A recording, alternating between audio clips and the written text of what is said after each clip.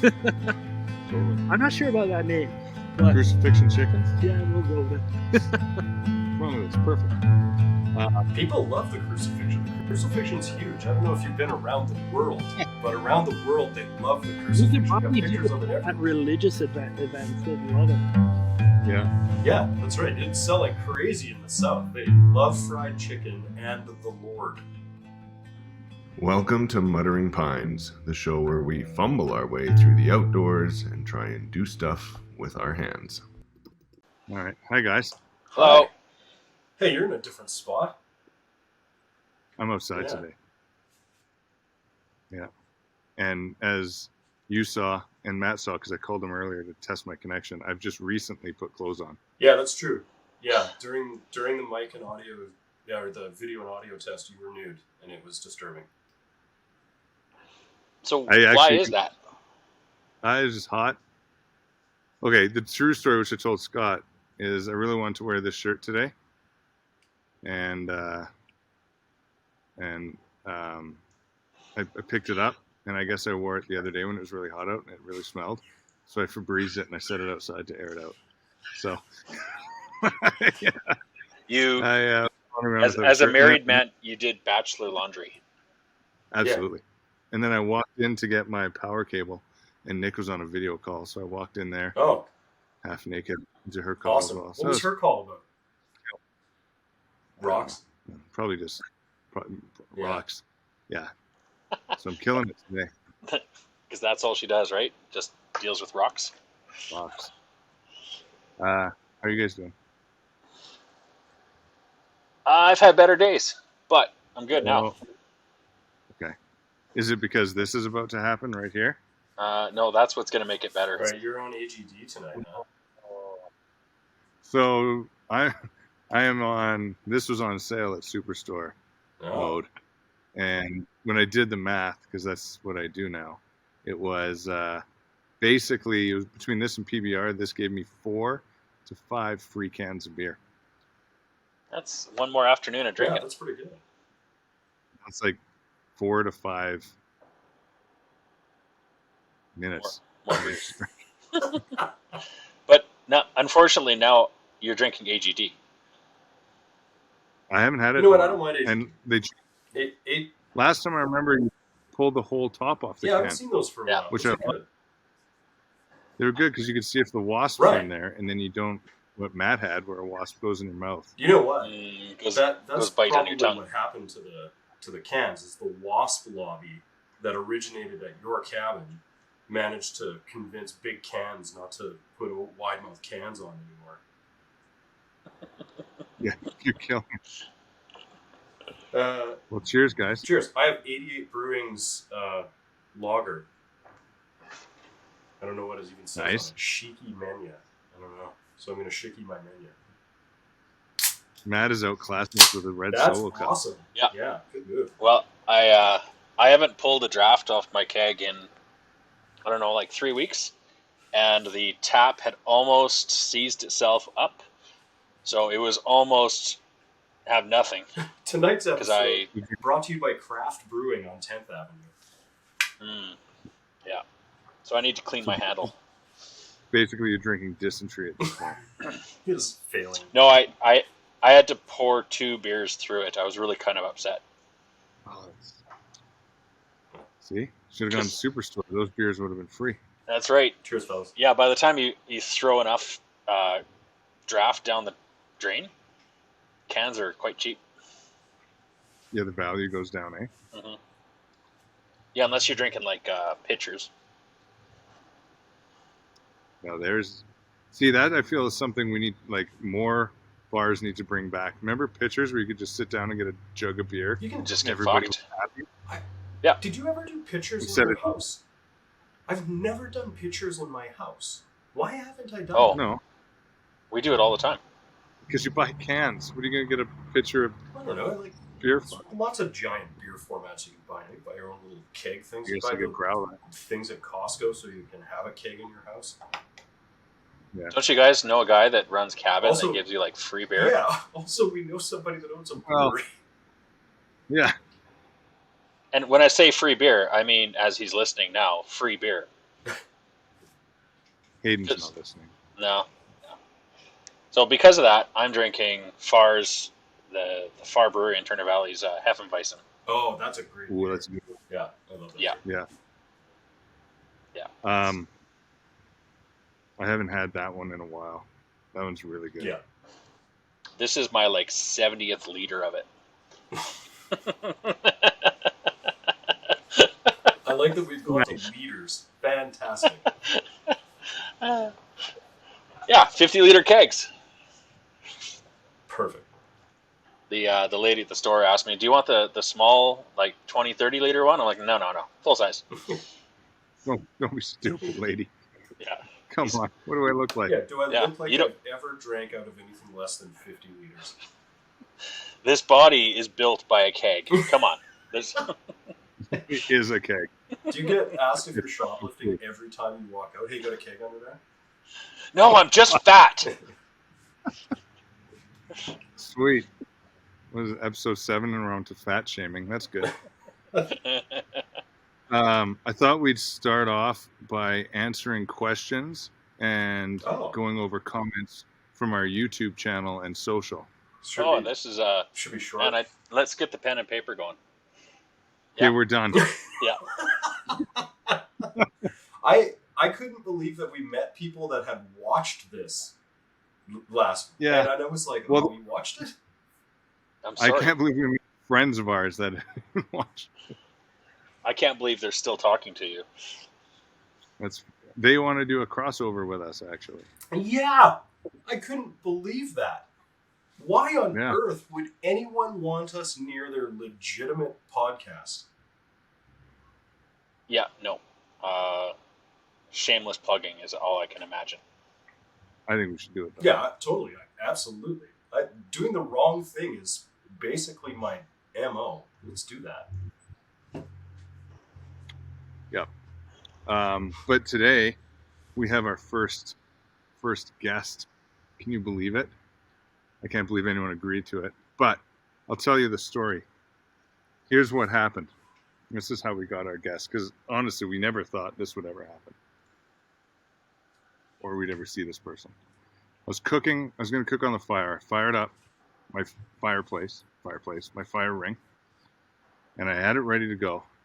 And then I was thinking, you know what?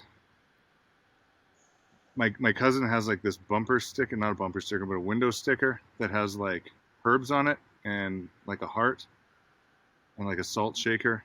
And I asked her, I'm like, what is that? Is this a cooking thing? And she's like, no, it's a spell from, I don't know. I forgot. Anyway, I was like, oh, I could try my hand at some magic.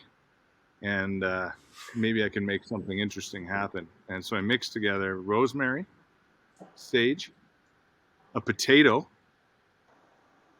some Guinness, Mm-hmm. a little bit of KY, and then I threw it in the fire. And you know what happened? Yes. Through my back gate walked our good friend Alan. And he's here now. And he's going to come talk.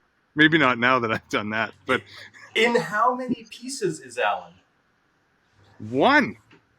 What? He floats a lot now. I'm a singular piece now. Fuck, But, you're just as ugly as I remember. By Yeah. God, Alan. I have just as much white hair in my beard as you. Well, almost. Death has not been good to you.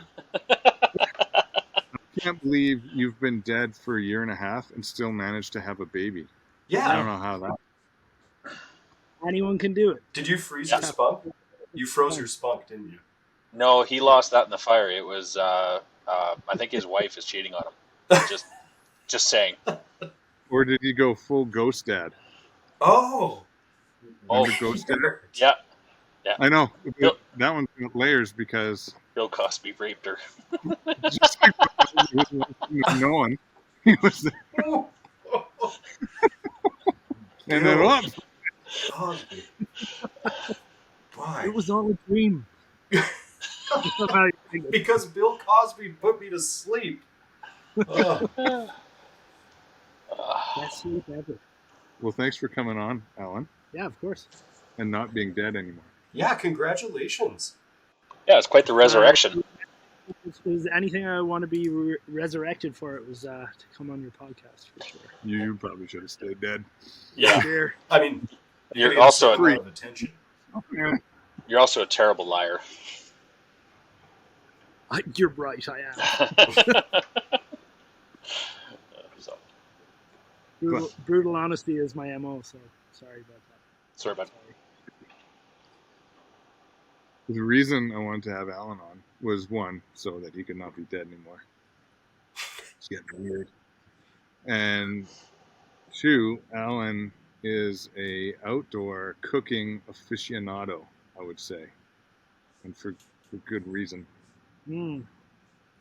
Outdoor cooking aficionado. I've never been described as that before, but You can add that to your MySpace bio. certainly enjoy it. Yeah, for sure.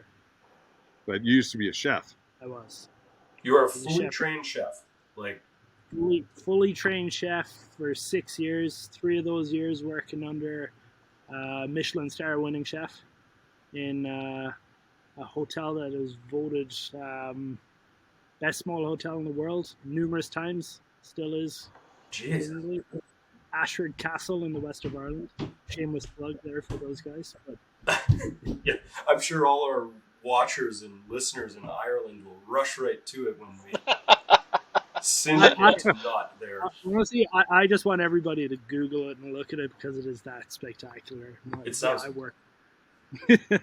And now they can have the tagline, most resurrected chefs. Yep. Yeah, that's true. One. Still the most. Still the most. But yeah, worked as a chef for 6 years, and all credit to people who are still chefs. It's a crazy lifestyle. But you know what? The lifestyle didn't suit me, but cooking still a big passion of mine. And then start getting out into the woods, middle of nowhere, somewhere nice, light a fire and cook there.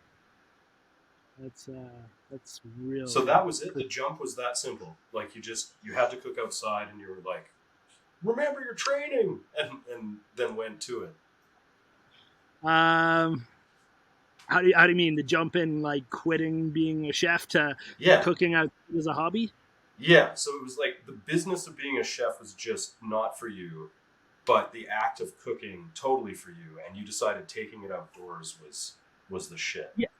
Yeah, so no, that wasn't instantaneous at all, right? That was basically being a chef was a terribly hard life, and I'm a pretty social person. I like to hang out with people and have a good time and catch up with friends and make sure everyone's doing good. That's really difficult as a chef, especially And being dead, like very difficult when you were dead.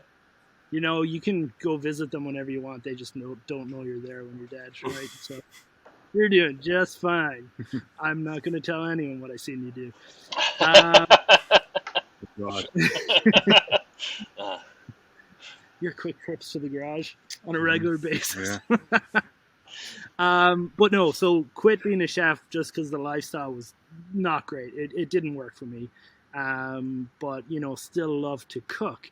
And the big thing was, all right, so I was born and raised in Canada, or in Ireland, have moved to Canada at 24, have been here now for 13 years or something. But I think in Canada, what I really discovered was actual wilderness, getting outside, going somewhere where there's nobody else around and really enjoying the outdoors. You don't get to do that in Ireland because as soon as the sun shines in Ireland, everybody's outdoors, right? And all the beautiful places are pretty busy, and it's kind of hard to get that kind of real idyllic, isolated spot. So is that like 3 times a year then? Yeah, pretty much. Yeah, so equivalent to cooking outdoors at home in Ireland is probably sitting with another, 200 people on a beach with one of those little Weber charcoal barbecues beside you, cooking something while people are running into the water. So it's not the worst, but it's not maybe what I do nowadays. Right. Wow. But yeah, I guess moving on from there, yeah, it's just always loved the cooking. That love never died, and then getting to light a fire outdoors and and really look after it and get all the temperature right. There's a lot of parts of cooking on a fire that I really enjoy. Managing the temperature is the hardest part of it, probably. So that's really, really intensive. You got to really focus on it. So I quite enjoy that aspect of it. Yeah. I think that's great because, like, what do they say? The easiest way to kill something you love is when they're sleeping. No. Watch out, my family. No, just kidding. It's watch out, Walter. The easiest way to kill something you love is to turn it into a profession, right? Like, try and make a job out of it. So the fact that you came out of being a chef and still have the passion for food is really good. Right. Because I think a lot of people who are just like, fuck this, and, you know, would marry someone who cooks, so that they're like, no, I'm not touching that shit again. Yeah, there are many chefs I know, or ex-chefs I know, that came out and were just like, yeah, whatever, and it's just like McDonald's for life. Yeah, seriously. Like, I know a guy who he did like he worked at some really high-end restaurants and did a week's I forget the term for it, but basically it happens quite often in the cooking industry, where you go to a phenomenally high-rated restaurant and you go in and say, hey, I want to work for you for free for a week or a month or 6 months, depending on what your budget allows. But this guy worked at Noma, highest rated restaurant in the world, and the guy now is just like quite happy to just eat garbage, go to lunchroom and heat up a microwave meal and whatnot. It's like, how do you get so far from that? So for me, I'm definitely lucky to maintain the passion. It was that bad of an experience. Maybe, yeah, totally. What was the first thing you ever like cooked on the fire and you were like, I fucking nailed it? First thing I ever cooked on the fire and nailed it. Marshmallow? Yeah, totally. S'mores. Didn't discover them until I came to Canada. That's not an Irish thing? Yeah, no, not really. Well, it's camping food, right? Camping in Ireland's fucking hard. Excuse the language. Oh yeah. Please mind your fucking language. Camping in Ireland is really difficult. So there are no great camping traditions. The people who camp in Ireland are real, out there folk who are really just trying to make it work at all costs. It's not a thing where you go, I'm going to go camping and I'm going to do all the things I like. No, you're in survival mode because you're going to get like flooded or washed away or blown off the island of Ireland, whichever. All the camping in Ireland is accidental. Yeah, it is. You fell in the ditch on the way home from the pub and camping. That's just where you live now. Ditch camping. You can tell right now by where Matt's looking. He's clearly Googling where Ireland is. What is Ireland? It's that little island right next to Australia, right? Is that next to Cardston with Carstairs? It's the Canadian side of England. Oh, I like that. I'm an idiot, but not that stupid. Well, I don't know. So to your question, anyway, Scott, I think one of the first opportunities I got opportunity to cook in a really good fire ring, just really big, and this place was pretty fancy. It had like a full tent over it and everything, so you could go there when the old Albertan storms rolled in, and they inevitably did. But we were in there cooking, and I got this idea that we had some friends coming out the next day, and we had some chickens. And I was like, oh, I've got to do these over the fire. But I tried cooking, I didn't want to do beer can chicken. That's a good old traditional North American thing, I think, for sure. I wanted to do something a bit different. So you can step it up with a turducken. I could have done, but I didn't choose that route either. I think you know where I'm going with this. What do you call it? You gave it a name. I never had it. Crucifixion chicken? The Crucifixion Chicken, yeah. So, that's excellent. How have you not already conquered all hipster chicken joints with that? The Crucifixion Chicken, yeah. Well, I guess the way it presented on its cross and everything. Yeah. Like, sure to be a winner. But, yeah, basically, I wanted... We didn't have a rack on the fire, and I wanted a way of cooking the chicken so to stay, juicy and not like just char it like right in there. So came up with like That's how I would cook it. went and got a few Into the like flame. branches off a tree and rigged up this like double crucifix and winged and tied the wings and legs on there with actual steel fixtures tying wire. Like, I don't know, it's probably fine after hours in the fire. Nobody died in this, so it's You? oh, except me. That was the slow. Yeah. Alan, did you see footage of cooking this year where we had like stuff stuck between logs that definitely had termites in them and shit? Like cooking on the fire is real safe. Oh, it is. Everything's dying. Everything's burning. It'll be fine. Yeah. Get extra protein if nothing else. Exactly. That's right. A few termites, a little seasoning. But yeah, anyway, set up staked that chicken, hanging it over the fire, and just like kind of kept it rotating, and it took a while. Like, I was still learning a bit then about like how best to cook it, because I think a lot of people initially think, flames are good. You're cooking over the fire, get the flames going, that'll do it. Well, all of a sudden you've got crispy chicken skin and nothing's happening on the inside. You got a chicken that looks cooked, but it's totally raw. So, like, took my time, figured it out. That wasn't working, so backed off the initial flames, got some coals there, and kept it rotating, and just like you're getting like the genuine smoke exposure of the fire, that nice long slow cook, keeping it moist by keeping it turned, and that's probably the best thing I ever cooked on the fire. Yeah. Huh. Yeah. So what is it that works about the double crucifixion? That sounds. Why is that maybe? Like spatchcocking the chicken. So you're kind of cutting down the back of the chicken to spread it out kind of flat.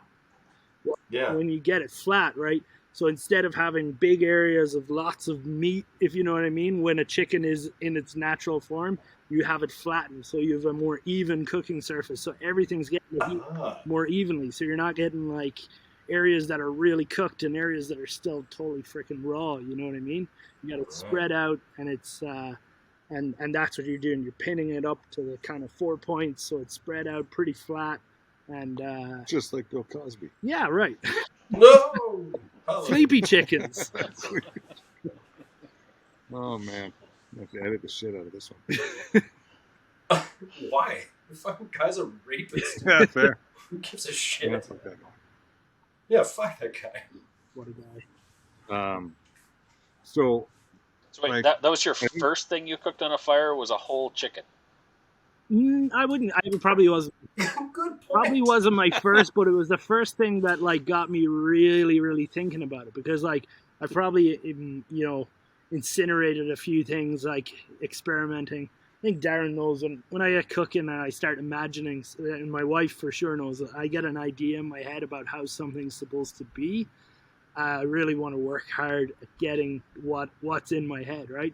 So I think as I built up this passion for cooking over the fire, that was maybe the turning point where I was like, oh man, like if you really give this lots of time and effort, I can see that there are so many really great things you can cook. So probably screwed around a bit up to then, but that was a point where I was like, oh, if you really pay attention when you're doing this, you're going to turn out like food that's going to impress everyone. And that's the thing. And I think it should be for everyone who's cooking. If you're cooking, all good and well, feeding yourself and it tasting good, but we really want the people we're cooking for to go, oh, that was awesome. I've never had a crucifix chicken before, and that was really good. Totally. I'm not sure about that name, but Crucifixion Chicken? Yeah, we'll go with it. What's wrong with it? It's perfect. People love the crucifixion. The crucifixion's huge. I don't know if you've been around the world, but around the world, they love the crucifixion. You got pictures of it everywhere. At religious events, they'd love it. Yeah, that's right. It'd sell like crazy in the South. They love fried chicken and the Lord. Yeah, you're in there eating the body of Christ in little biscuit form. How's about having them in chicken form? Yeah, on the cross. Yeah. And to them, you sound like the goddamn Pope. So that's...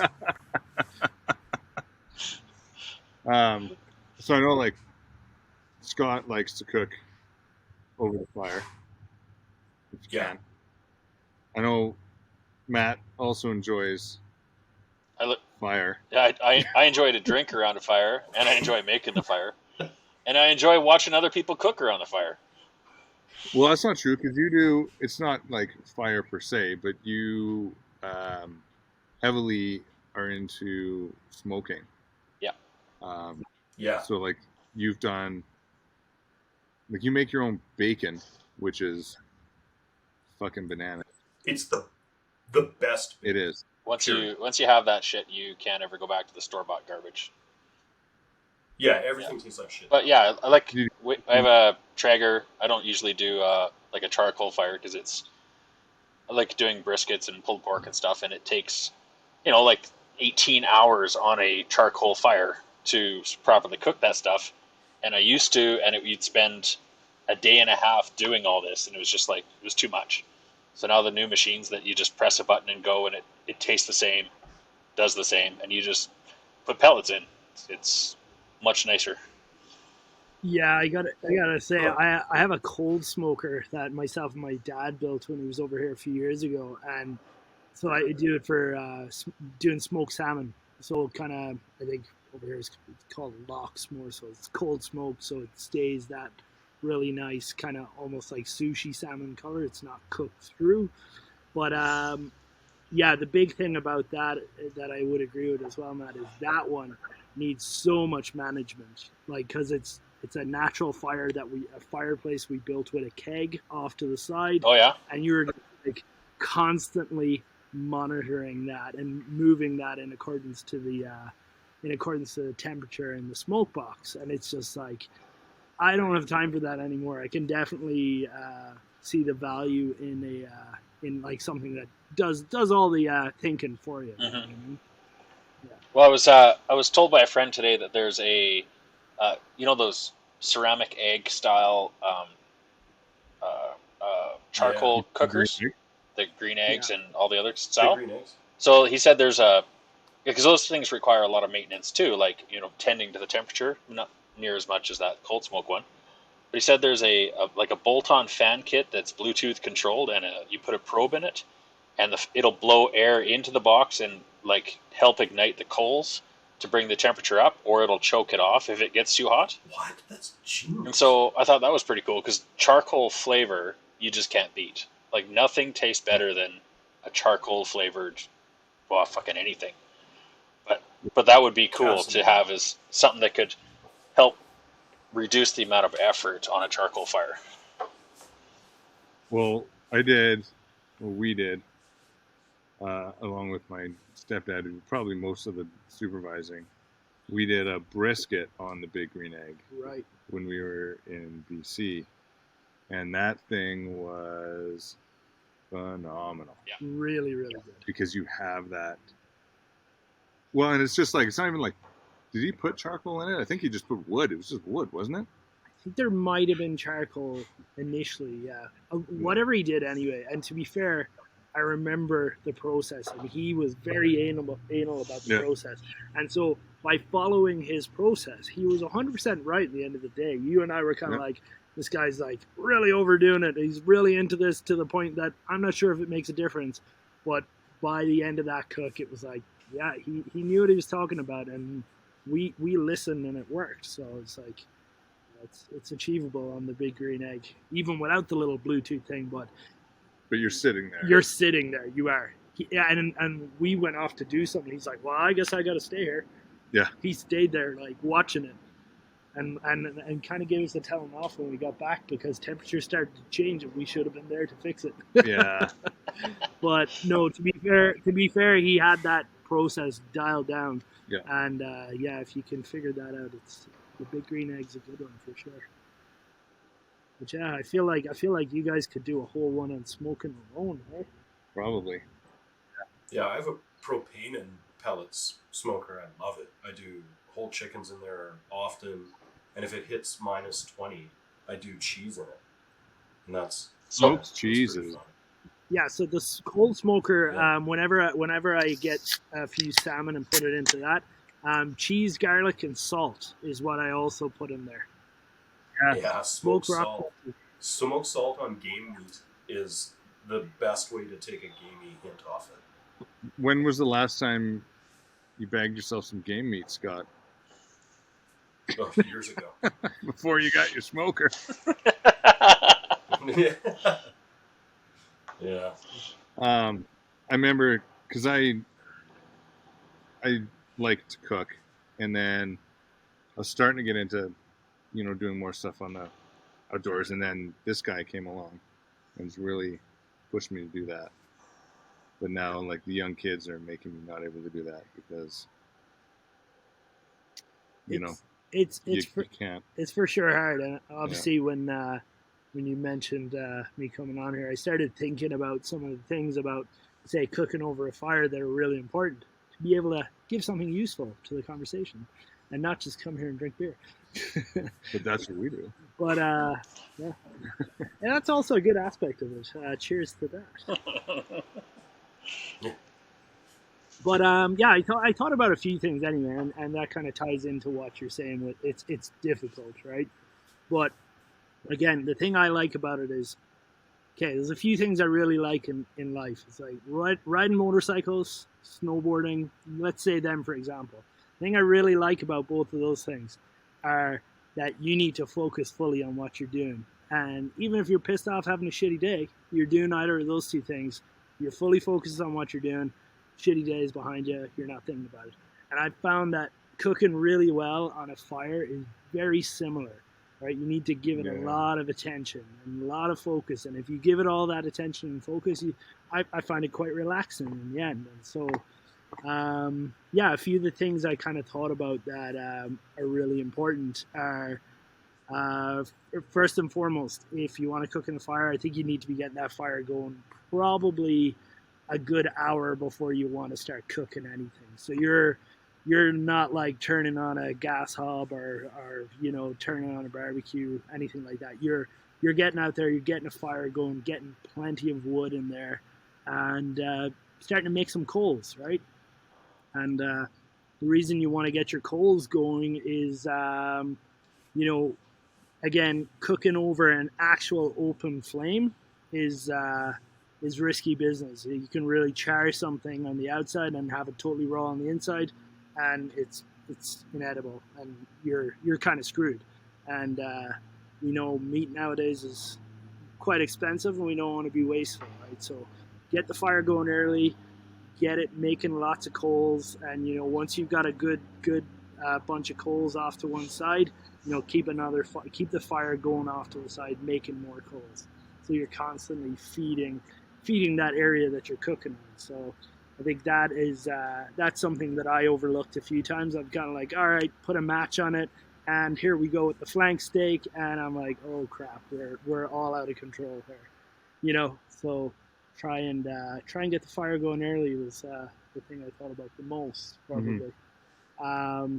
But to counter that a little bit, and mostly because probably I'm doing it wrong, I found with cooking with the chapa, which for the nobody listening is just a giant cast iron grill. And yeah, it's a griddle. It's a griddle on posts. It's the greatest cooking implement ever devised by people. Matt made mine, and it's fantastic. And yeah, it goes over the fire. But I found that you don't have to get the coals going because the heat from the fire heats up the chapa, and then you just move the fire and find your warm and cold spots, and you can start a steak within 15 minutes to get like that sear, or you can start your vegetables and move them off to the side and like pile them under some wood to make like a fake oven, and it just keeps the heat in. And for sure, yeah. So, and I mean, Alan, when you're cooking, Alan, are you cooking on a pan, or are you cooking like on the open fire? Are you like, what are you cooking on for a? I'm typically, especially if I'm going like very focused, like I'm cooking a big meal on the fire, I could be using any number of things. You could have something similar to a chapa going, you might have some stuff on that. I love getting a rack over the fire. I think anyone that camps with me, even at a campground, they're like, oh, here comes Alan with his rack, and he's going to cook everything over the fire on that rack.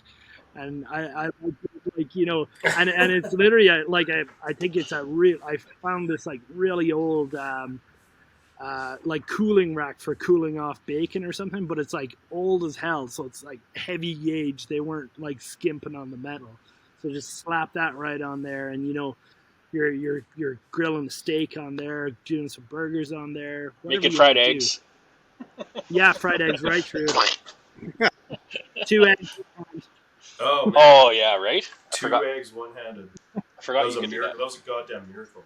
But it isn't even that, Alan. When you do it, you throw them at the grill, like just pop, and then pop. And it's amazing because they all land in exactly the same size. And I because I eat like a fucking terrible person, I was like, oh, those are exactly the right size for an Egg McMuffin when he does that.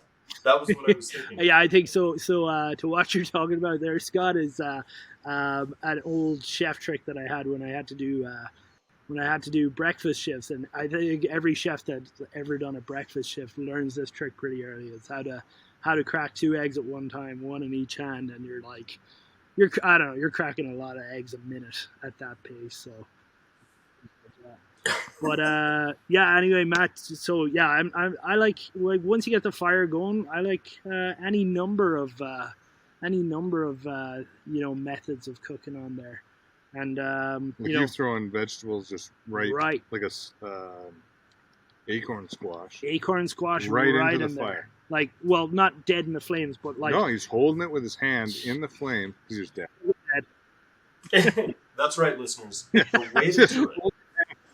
According to Alan, hold on and never let go until you're dead. In the fire pit around the edge, not in the flame. But. Yeah, and so that was another thing I thought about saying. Like, you go to all this effort, getting the coals going and everything. You wanna use all that heat. So like, yeah, as you said, the acorn squash is one I really like to do. Scoop that thing out, put some cream cheese, arugula, salt, and pepper in there. You got like a really nice side for any sort of red meat. But any kind of root vegetable, get it in around there. If you're cooking for long enough, it's gonna steam in its own skin and get really, really delicious and lovely, and get the kind of char on the outside. Definitely influences the flavor, so really good. The other thing is, you got the fire going, right, and say you're focused on your steak or whatever the meat is. Really easy. Like, hey, you're doing a steak and you want to do some onions and mushrooms. Chop them up, wrap them in maybe 2 layers of tin foil, some butter, salt and pepper, herbs in there. Throw that into one side of the fire. By the time you're done screwing around with your steak and everything, that's done as well. So it's like use all that heat that you made put so much effort into generating. So yeah, I have no favorite though. I do like the wire rack. Yeah. So if you could only bring one thing, you'd bring a wire rack. Oh yeah. I have one in my my truck. I have one in my truck and a little hatchet because I don't know. You could pass a store, pick up a burger, pull up somewhere nice and chop up a bit of wood, light a fire, grill it on there. Pretty easy. I don't know. That's the wire rack for sure. Mm-hmm. Well, yeah. I have a fold-out one from Canadian Tire. It's the cheapest piece of shit in the world, but it's exactly what I need. I think that's the one I have in my truck. Yeah, it's like literally a rack with kind of 2 fold-out. Yeah. And it just goes super flat. I think it's like under the mat in there. So, yeah. Well, up at our place, didn't we find you wanted a rack over the fire pit? I'm like, I don't know. And we found in the woods amongst some metal rubbish. It was like an old oven rack, like from an oven. So we just literally pulled it out of the bushes. It was stainless steel, so we just got it out there and just got it on the fire and let it burn the hell out of it so that it's pretty safe. And yeah, we used that. That was really good. We cooked lamb on it, I think, didn't we? Yeah, we did. Yeah. Lamb on the bush grill. The Allen story. That's part 2 to the Crucifixion Chicken. There you go. So, Alan, I think I know the answer because we have a shared chef-based man crush. But what are your biggest inspirations in terms of other chefs? So to talk about who you're talking about, definitely the biggest man crush in the world is on Francis Malman. And, he's written many a book on cooking over fires, and and just has so many phenomenal. And gazing at women in the nude. Yeah, taking sun in the nude. Taking sun in the Watching the French women taking sun in the nude, something like that. Yeah, they weren't sunbathing; they were taking sun. That sort of phrase there catches your attention. Yeah. He also cooks. He also cooks to an extremely high level, and one of the things that I really liked, the original thing that kind of intrigued me a lot about him, being a bit of a crazy bastard, like he's so passionate about food, and his thing that he is so passionate about is potatoes. So I was instantly hooked, obviously being an Irishman. But he entered a cooking competition in France, and had been there working before, and thought the potatoes are crap up there. So he smuggled suitcases of potatoes from Patagonia in Argentina to France, cooked potato dishes for the judges, and won, and was regarded as one of the best chefs in the world from just cooking potatoes. Smuggled potatoes. Yeah. What a good story. On Chef's Table on Netflix, he's on the first season, and so for me anyway, didn't know too much about him, but watched that episode. It's like I was living with a friend at the time. It was just like, we're lighting a fire in the backyard. Let's go. Yep. Let's go. And it was like, all right, we're going to the grocery store. We're getting this. And I watched that episode, and we cooked on the fire immediately after. I think that's what anyone who enjoys cooking and watches that episode does. Yeah. That's what I did. Yeah. Like, he changed the way I cook for sure. Yeah. Like, if he's taught me anything, it's like all you need is olive oil, salt, maybe some lemon, and then just ingredients and fire. Yeah. And like everything is possible.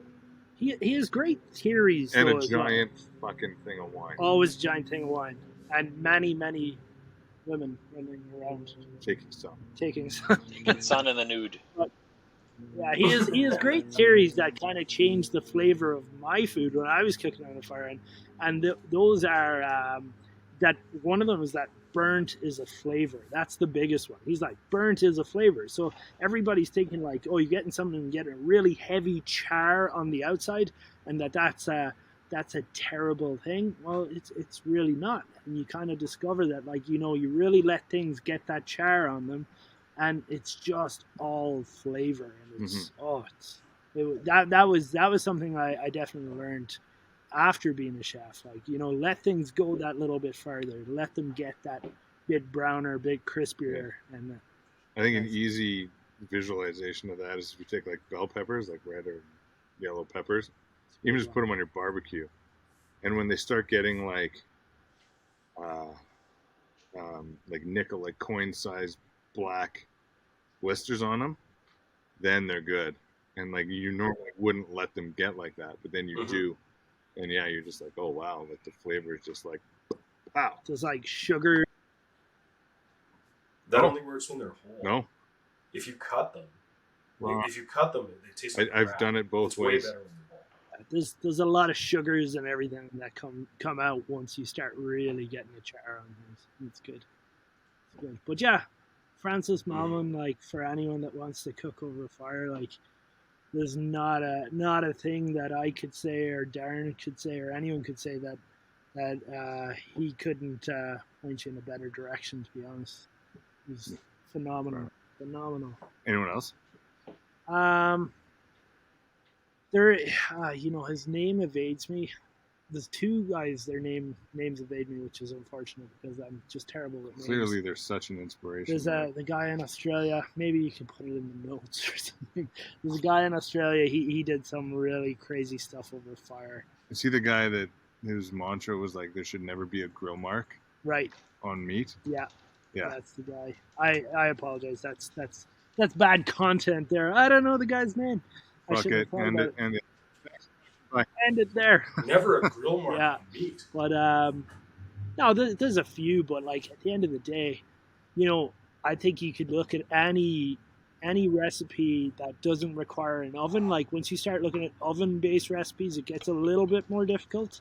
You can do some breads in Dutch ovens or whatnot, but anything that is typically grilled or or even fried, you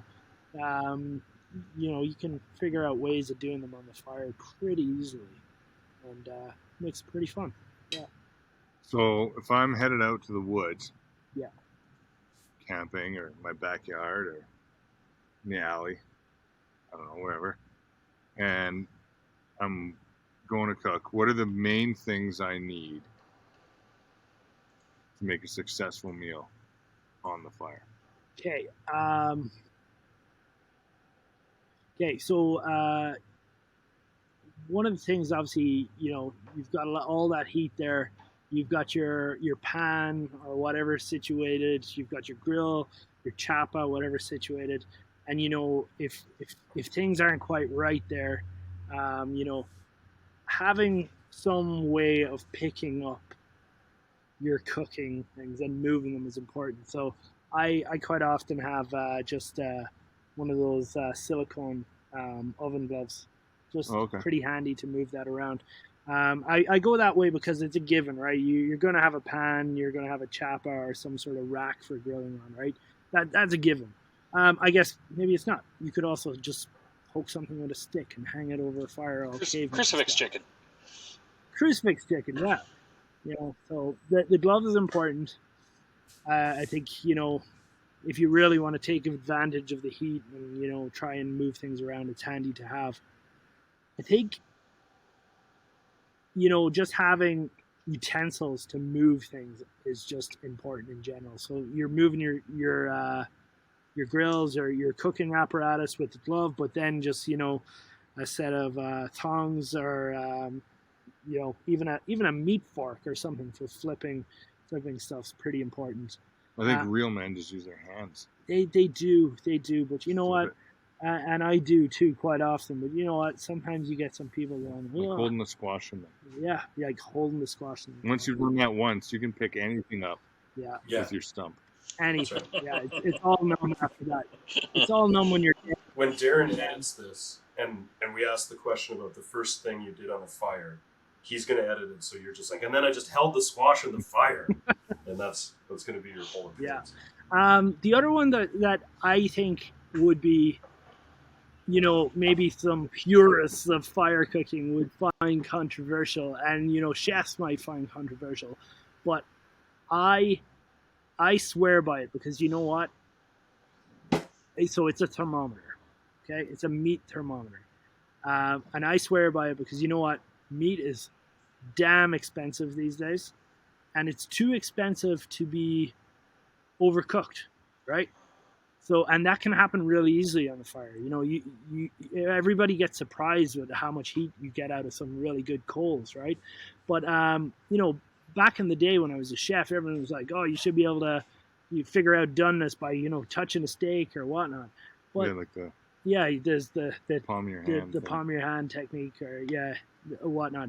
But to be quite honest, meat is too expensive, and that can be not totally accurate. So I use it all the time. I use a thermometer all the time because I put all this effort in and I want it to be perfect. And the last thing I want to do is sit down after 2-3 hours cooking something on the fire and go, holy shit, I overcooked it. Mm-hmm. It got dry. So what's your meat thermometer? Which thermometer do you have? Because there's a massive variety of the fucking things, and many of them. Honestly, I think our one is like a $20 or $30 little digital one, probably bought up. Yeah. With the cable. No, it's not even. It's just the meat probe with the little digital head on top. So it's super small, super convenient. Okay. Yeah. Just easy to use, easy to have in your pocket and kind of poke something, check it out.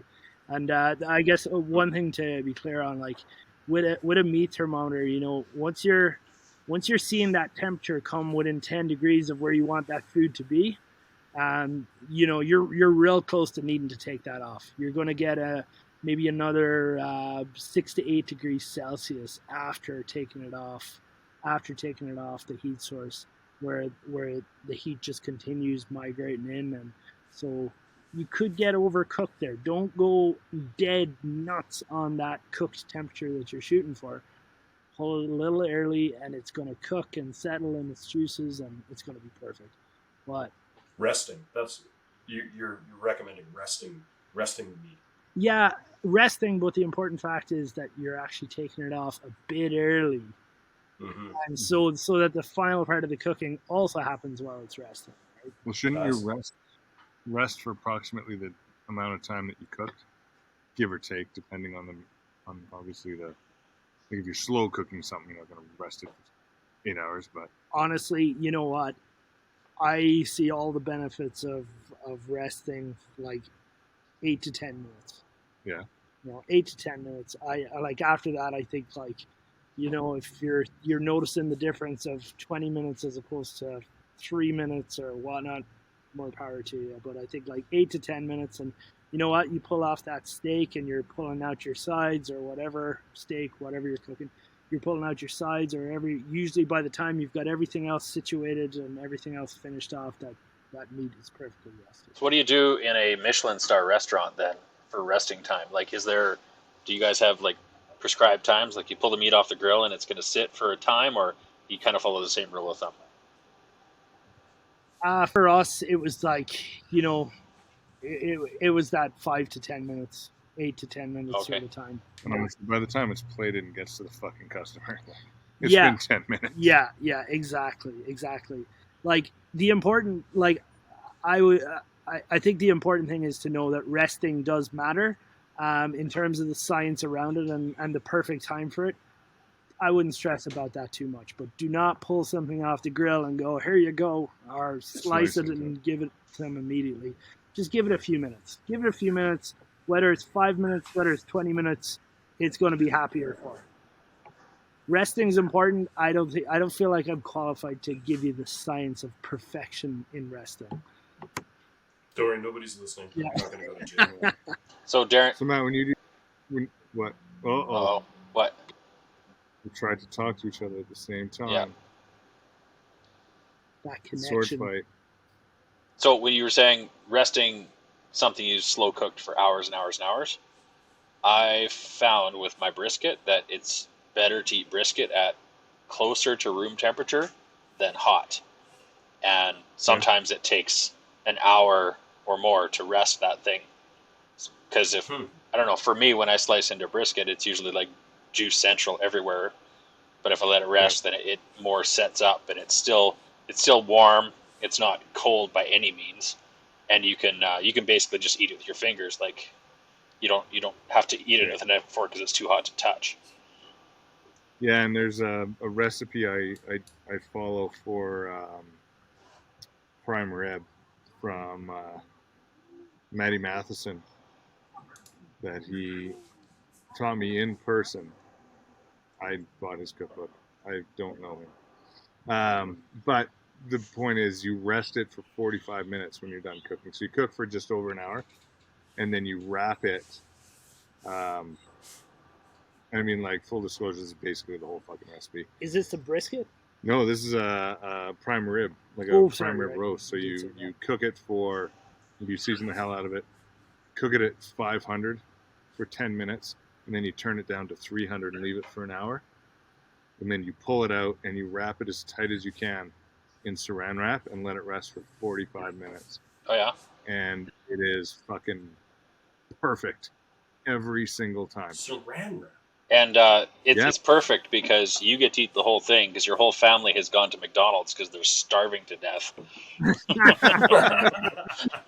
It's funny you say that too, right? So I think one of the reasons as a person that was a chef that I maybe don't have all the answers with resting is the fact of the matter is that level of resting doesn't work in a restaurant. No. Not in a restaurant that does a variety of food. Maybe if you're in a barbecue. Pump it up after, right? Like you'd rest it and then you'd heat it, throw it, flash it, or gravy would probably heat that right up. Right. Yeah. Or yeah. Au jus. Yeah. Cheers. But yeah, it's actually kind of funny because I've had a few friends that when it comes to like more conventional barbecuing, that I'm not great when it comes to a barbecue grill. I'm more like, messing around the fire is fantastic, but understanding smokers and barbecue grill, that's why I think you guys could do a totally separate one on it because Yeah, and actually, I have to smoke a brisket here in 2 weeks. I'm going to try it because I heard it can be done on a Weber barbecue. Oh yeah, I've read about that on the internet. Well, so I got two things, but now this has derailed me. Matt, you told me once that you smoked or did something, basically the same idea, but you used your oven and you stuck a wooden spoon in it to maintain temperature. So I can see you doing that on a barbecue, because you can keep a barbecue at what, 250 probably fairly easily. So you could do a brisket on a barbecue. Yeah. So I was thinking like the two outside burners, outside burners on low, get a little a pellet or a smoker box in there to get it going, keep it down low. Brisket in the middle, you've got your heat coming over. I used to smoke all of my meat in a barbecue, and I would take wood pellets, like wood chips, and soak them in hot water for a couple hours, get them nice and wet, and then take some really heavy duty tin foil and wrap it in 2 layers and put a big handful or a couple of handfuls in there and make a pouch, and then you'd set that pouch down on top of the burner that's going, and then you have the burner to the right is on with a pouch on it, and then your meat's far to the left, and so that it just like smolders and steams. And it fully wrapped, and you poke holes in it, or you just fork holes. So you seal it up as best you can so it doesn't dry out the smoker pack or whatever you're gonna have it, and you just poke some fork holes in it to let it out. And then I used to do that for a long time. And you just for like cooking a pork shoulder or something like that, you'd have 2 or 3 of those packs. And the key is to have, if you don't have strong tinfoil, have a lot of it, because the heat from the burner will burn through it. Yeah, I've got this little stainless steel box. Yeah. It's this ridiculous invention. There's this box you could use a hose clamp and attach it to the muffler of a motorcycle. Oh yeah. Stick your lunch in there. Go ride all day, and the muffler is heated up your lunch. Pull up, pop it open each. Smoke with carbon dioxide. Yeah, it was ridiculous. So I never used it for that reason. But one day I was trying to smoke similar to what you just described, Matt, and I think I didn't have good enough foil. So I was like, I'm just going to drill a lot of holes in that thing and put all the smoking materials in there, and it worked great. So pretty similar to what you're saying. The one question I do have for you is those foil packs that you were making. How long were you given per foil pack? Like, could you give a rough estimate, or was it like, hey, smoke stop, I need to put the new one That's as far as I went. Yeah, you kind of watch it and you let the smoke fizzle out, and then depending on what you're cooking, if it's like ribs, which are only going to do for like 3 hours, you might do 1 pack and then just let the heat from the barbecue finish it off, because you don't want to smoke too much, depending on how heavy and how big a holes you poke in it. So it's more just like sitting around having a beer. You're like, oh, it's stopped. Okay. You grab some tongs and you pull the old pack out and put the new one in and keep going. So, Matt, I want to go back to the joke you made that my family would just fuck off and go to McDonald's. And it's no joke. It's true. Yeah. So this is what I'm interested with you, Alan, now that you have children, is I've realized that I would put, because like I'm very into cooking, and I'd put effort into like, oh, we're going to do lamb or fucking, I don't know, whatever I cook. Yeah.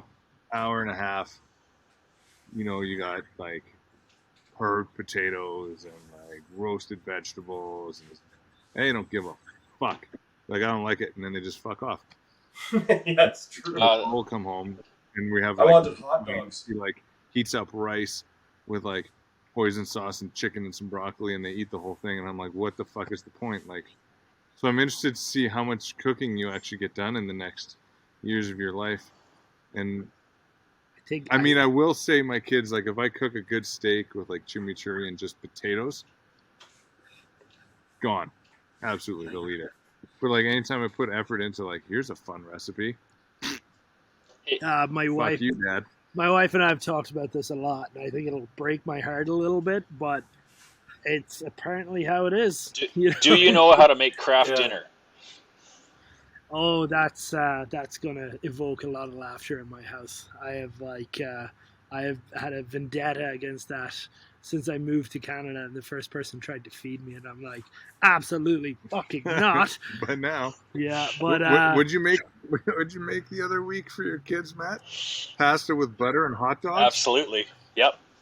Yeah. See, I bet if you look in some old Italian cookbooks, there's probably something there where like butter pasta and some form of sausage. I think you're actually a classical Italian cook at heart. Oh yeah. With classic Schneider's wieners, and I boiled the wieners in the pasta water to infuse the pasta with the sausage flavor. This is Heston Blumenthal, like next level gastronomy here. He's going right at it. Yeah. So I think, Alan, you're gonna probably rethink eating that tailpipe on your motorcycle soon. Sticking your whole face on it and driving. Yeah. I'm not gonna wait for this to cook. I'm just gonna eat this. Yeah. I do have a question for you, Alan, because I know I have my opinion, and I have friends that have their opinion.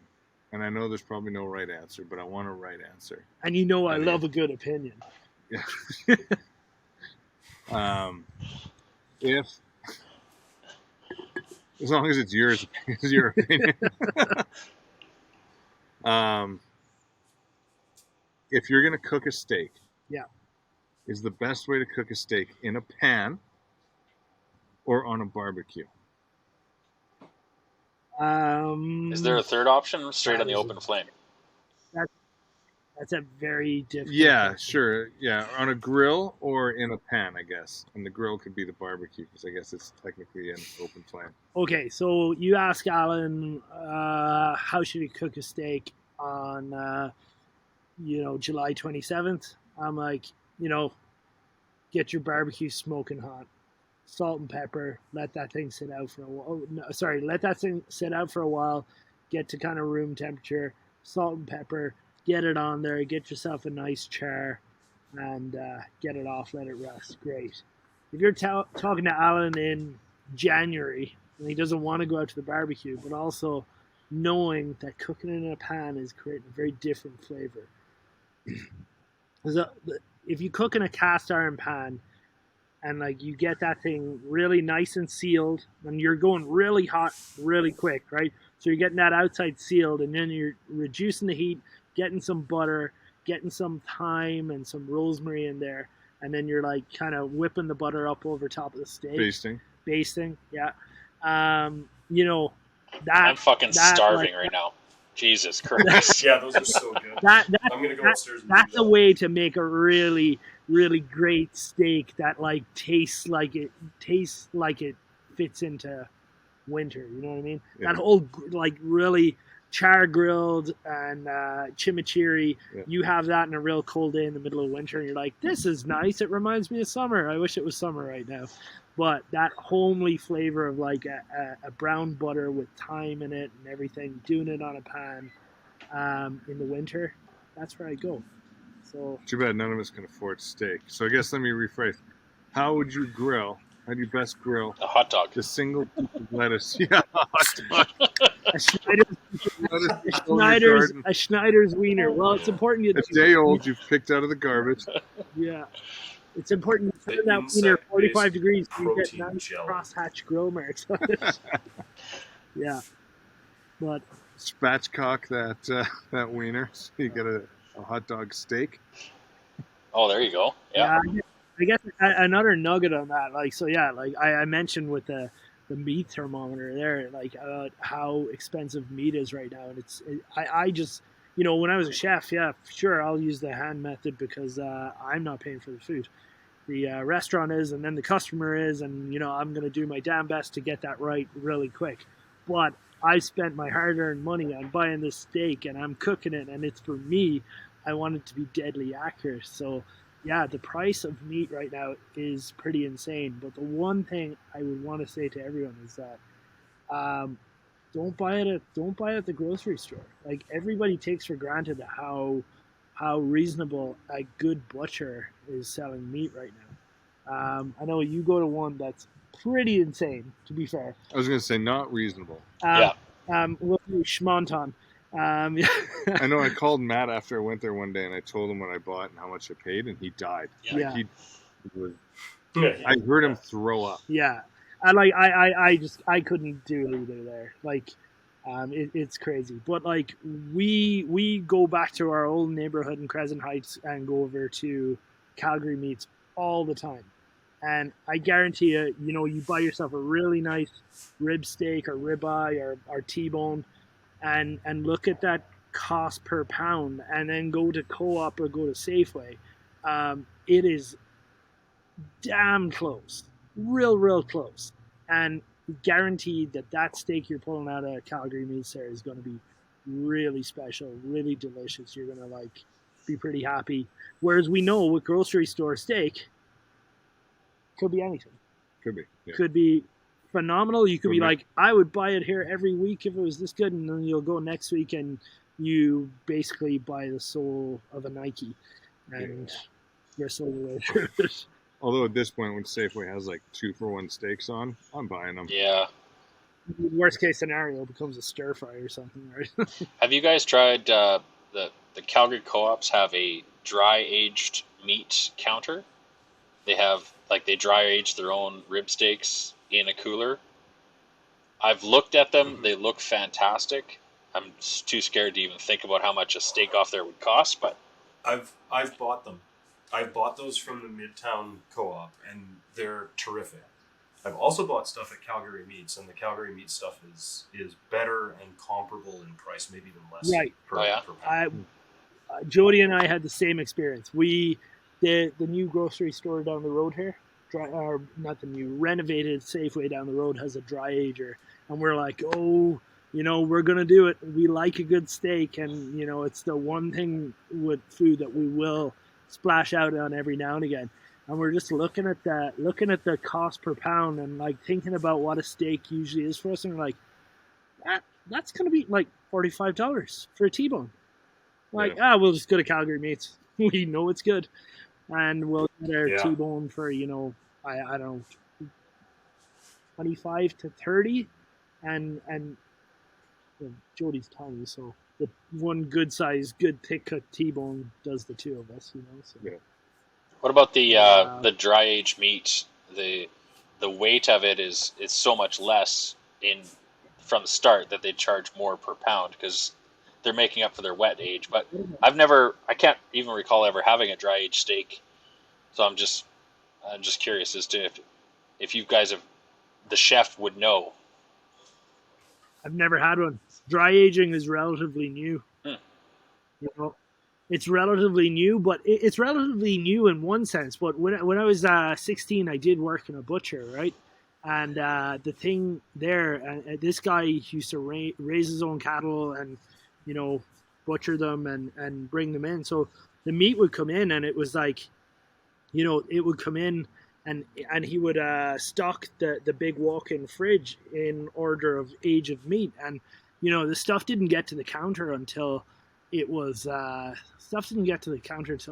32 days old, I think. And to be fair, it was backpacked. It wasn't hanging out and air drying in a kind of windy fridge environment, because I think that's kind of how they do it. It's essentially like being dried out when you're out on a hike in the mountains or something. But it's more about the time, and I think people have said, with dry aging you can push it that much further with time. So, maybe that's to do it, but I've never had a dry aged steak. I've never had one. I've heard all the great things about them, but I know that if you let a steak age properly, which a good butcher like Calgary Meats will do, you'll have a great steak, right? So, I think it's gimmicky. It might fade away. Think so? So, what is one food that you wouldn't expect to be incredibly fantastic cooked over the fire, that I think the underdog of foods, you're like, let's put this on the fire, and it turns out to just change everything?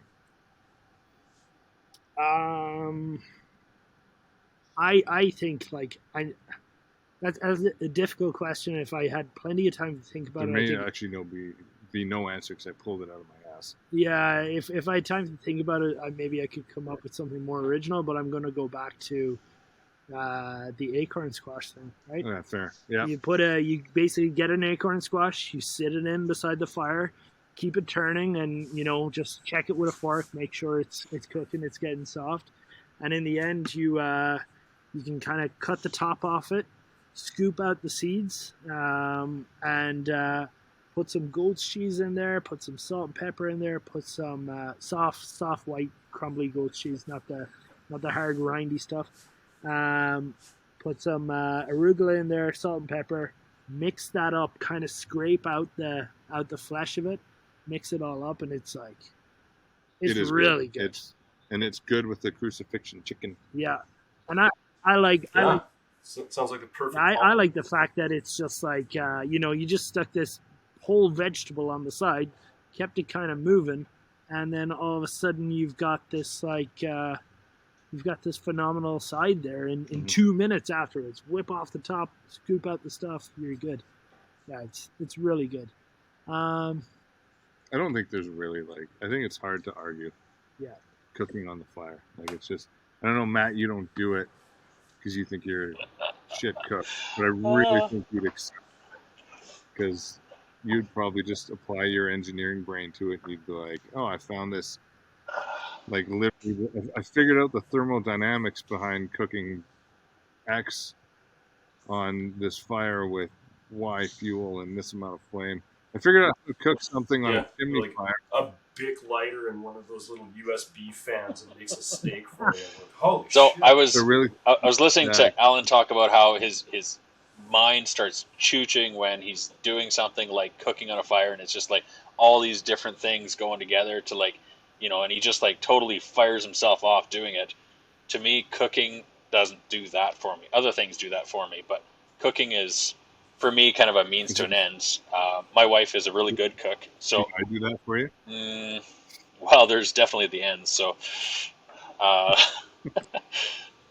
it's my wife's a really good cook, so I don't even need to apply myself, and it's just fine because she is way better at it than I am, and I don't know. Here, how about this, Matt? Though, an interesting take in it, because so what about because a big part of cooking on the fire, I can cook something simple on the fire, but still get that relaxing kind of feel from it and everything by way over managing the fire. So even just your wife wants to cook something, hey, how about we do it on the fire? I'm going to get you the perfect fire. I'm going to get you the coals, get that nice balanced heat. I don't know. Just throwing that out there. But I as I mentioned, the snowboarding, the motorcycle riding, when you're just focused on something and not worried about the rest of the bullshit in the world, I like the thought of that. I like the thought of people getting that in a day, just focused on one thing and not worried about the bullshit. Matt's favorite part about cooking on the fire is eating the food, which he agrees is way fucking better. I don't want to manage the fire. While he's eating it, he's throwing 19 million pounds of firewood on the fire to make it visible from space. Yeah, it's a mat fire. That's my goal. Yeah. It's which is fine.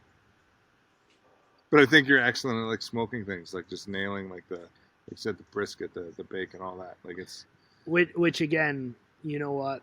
As I said, that people go, oh, you were a chef for 6 years. Tell me about smoking and barbecuing and stuff like that.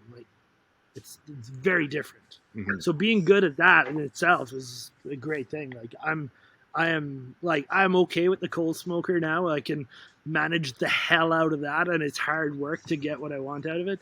Not consistent at all with hot smoking. So I think if you've got that down, who cares about it? You got him to cook shit for you on the fire, right. or your wife, or whatever. Yeah. Well, now that you're not dead. And now that I'm alive again, Hey, so last time we went out, Alan, you tried to make a smash burger on the Chapa, and I saw the moment your soul This is soul literal death of him. died.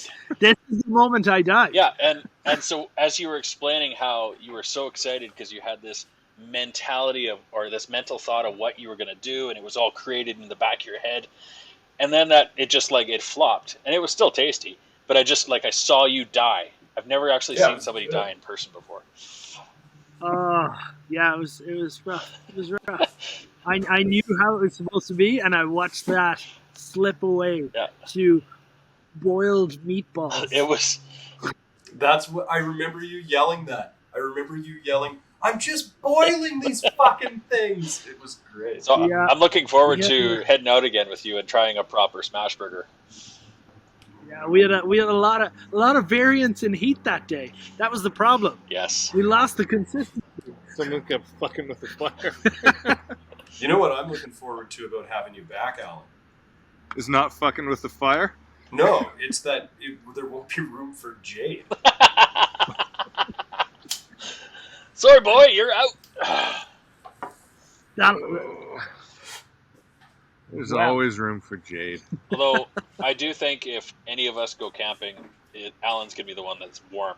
Because at the end of it, he's done it. He knows what he's doing. And the rest of us are going to be frozen popsicles. Oh, yeah. We'll Alan, still you know that we didn't know how cots work? Yeah. Stupid fucks. Yeah. We'll still be in that cockamamie summer tent. Yes. I think honestly, there's a call for like sourcing that stuff as we hit into the winter here. There's plenty of people that has all that crap and they start like getting rid of it come October, November. Try to find it in October, November. Like, isn't that prime season though? Or it's not like... Oh, you're right. It would be prime season because we're still hunting, right? So right after the hunting season is probably... So right after after we freeze like popsicles again. You have to go after that stuff in January. This is terrible, but you have to go after it in January because that's when everybody gets their Christmas credit card bills and they're like, "Oh fuck." Yeah. Whoop, ditch it. I've been watching some of those wall tents up for sale, and they are like nobody's giving them up. They're expensive as all sin, and they're old and gross, and so the ones they're pulling out of storage, people are getting rid of, are still charging brand new dollars for, and they're just wrecked. How's about this? What is the material? Canvas. Canvas. Oiled canvas. There's probably a template. Who can sew? My wife is a sewing machine. I know it's a bit out there, but like that's the fucking thing. Like with a bit of focused effort here, it can't be too hard. Well, why wouldn't we just make it out of hides then? Do you have any hides? Or other tents. That's a lot of hides. Like, layer some tent. Why don't we make a tent ducking? Well, one second. Bear with me here, right? So think about the main roof and the walls of it, right? One sheet goes up over a pole, a loop on the top that you sew together, down the other side. Like maybe two loops on the side to run two You poles could do through. a teepee. You could do teepees. Oh yeah. Have we looked at army surplus? Oh, you know what? We're in Canada. That doesn't exist. Down in Inglewood. There's one in Inglewood. Yeah, just teasing. Oh, you know what? I'm going to go to the one in Inglewood. It's just down the street from my house. They had a green tent out in the yard beside that hut, Scott. I bet you it's $1 jillion. I'll go check. And those aren't the. Those aren't the ones. No. Oh. I've been and used those ones. They're basically just gathering points. They're for setting up like a command center. They're not heated. They're not. Oh. They're basically just to, I don't know, keep the rain off. Right. They're like an Amazon Basics tent in green. Well, no. With sides. Yeah. Oh, sides. Yeah. Yeah. I saw an outfitter's tent today that was it was pretty big. It was like 8 by 16 with a stove, and they wanted $1,700 for it. But the thing looked old. But a brand new tent was like $3,000. So Oh, really? Well, that's not so bad. I thought they were like, upwards of $10,000 or something. not that much. The other thing, I don't know, a friend of mine out in Canmore, he was a mountain guide for years in the Rockies, and his big thing that he had, and he still camps in it to this day, is one of those huge North Face tents, the ones they use on the Everest expeditions. But the deal with those is the tent itself is really well sealed. It's double layered. It's a proper winter tent, but they still have exceptional sleeping bags, right? Yeah. So it's very comfortable sitting in there, but I think we're just gonna have to put a tent in a tent. Like that's the only way out of this problem. I mean, the Taj is big enough to take a couple of lesser tents. Maybe we each have a single tent inside the Taj. Maybe. Cool idea.